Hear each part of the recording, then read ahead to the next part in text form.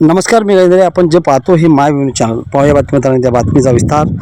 पातूर तालुक्यातील भंडारस या गावातील पुलासमोर जीवघेणे खड्डे पडले असून खड्ड्यामुळे अपघात होऊ शकतो. या खड्ड्यातील सांडपाण्याची दुरवस्था झालेली आपल्याला दिसून येते. नागरिकांमुळे तीव्र नाराजी होत आहे. मायभूमी न्यूजसाठी राजेश अवतार, पातूर, अकोला.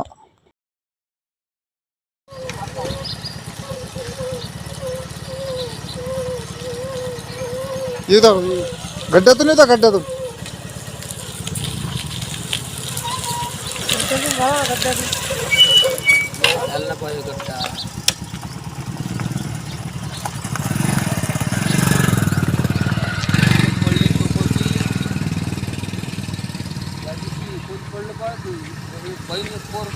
हो का ते बाहेरगावचे होते आपल्या याचे युरियावाले एवढे जोरात पडले होते की त्याला माहिती लागलं का त्यांना? हो हो का लागलं त्याला.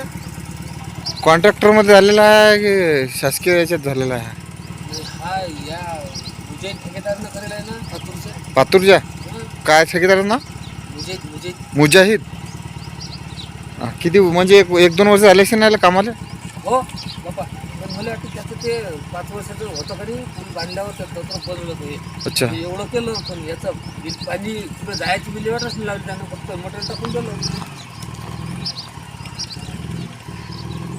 म्हणजे टू व्हीलरवाल्याला चुकून कशी घालावं हे समजत नाही ना लवकर. हो